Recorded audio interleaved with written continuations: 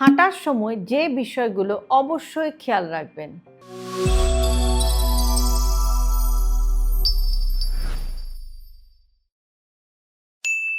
আমরা সবাই জানি হাঁটা শরীরের জন্য ভালো, কিন্তু খুব কম মানুষ জানেন ভুলভাবে হাঁটলে হাঁটাও শরীরের ক্ষতি করতে পারে।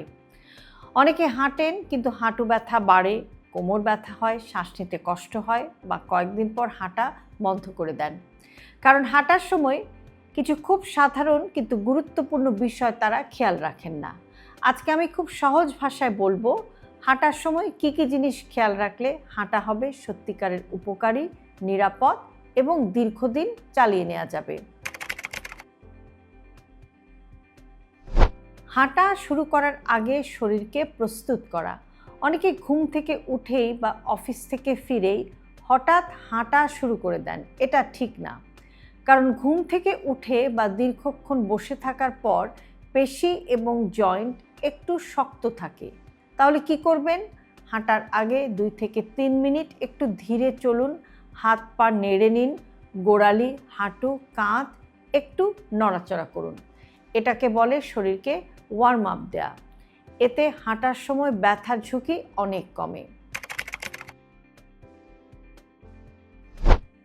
হাঁটার জুতা এবং পোশাক এগুলোকে একদম অবহেলা করবেন না। ভুল জুতা হাঁটার সবচাইতে বড় শত্রু। তাহলে জুতা কেমন হবে? নরম তলা, পায়ের সাথে ঠিকমতো ফিট, খুব শক্ত বা একদম সমতল নয়। চটি বা স্যান্ডেল পরে নিয়মিত হাঁটা শুরু করলে হাঁটু, কোমর, গোড়ালিতে ব্যথা বাড়তে পারে। পোশাক যেন আরামদায়ক হয়, যাতে শরীর সহজে নড়াচড়া করতে পারে, সেটাও মাথায় রাখতে হবে।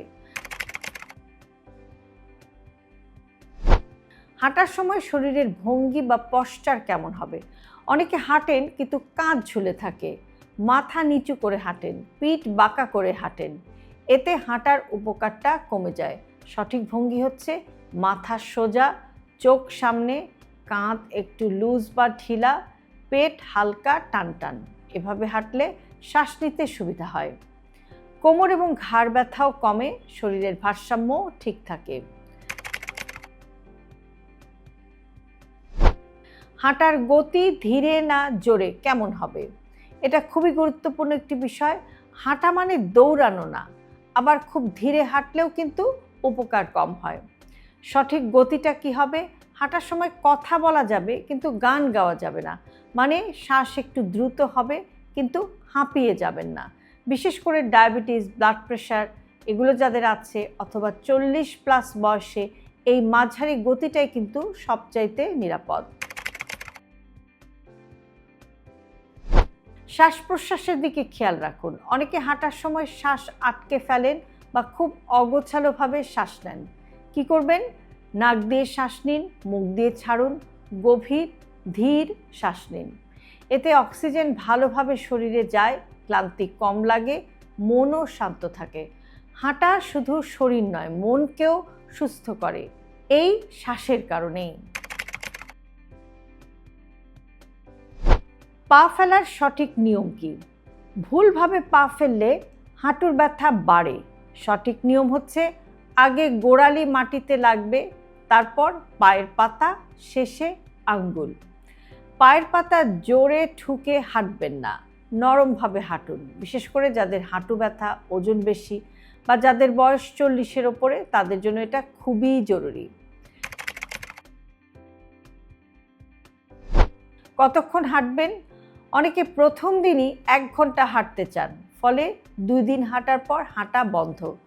প্র্যাকটিক্যাল নিয়ম বা বাস্তবসম্মত নিয়ম হচ্ছে যে শুরুতে 10 থেকে 15 মিনিট হাঁটুন, ধীরে ধীরে 20 থেকে 30 মিনিট, নিয়মিত 20 মিনিট হাঁটা অনিয়মিত 1 ঘন্টা হাঁটার চেয়ে অনেক ভালো। খাবারের সাথে হাঁটার সম্পর্ক কি? খাবারের সাথে সাথে হাঁটা নয়। খাবারের পর 10 থেকে 15 মিনিট বিশ্রাম, তারপর হালকা হাঁটা। এতে গ্যাস কমে, খাবারের সুগার হঠাৎ বাড়ে না। খালি পেটে হাঁটার সময়ও সাবধান থাকতে হবে। বিশেষ করে ডায়াবেটিস থাকলে হালকা কিছু খেয়ে নেওয়া ভালো। কখন হাঁটা বন্ধ করবেন? হাঁটার সময় যদি মাথা ঘোরে, বুক ধড়ফড় করে, শ্বাস নিতে কষ্ট হয়, পা অবশ লাগে, তখন থেমে যাবেন। হাঁটা শরীরকে শাস্তি দেওয়ার জন্য না, হাঁটা শরীরের যত্ন নেওয়ার জন্য। হাঁটা কোনো কঠিন ব্যায়াম না, কিন্তু সঠিকভাবে না হাঁটলে এর উপকার পুরোপুরি পাওয়া যাবে না।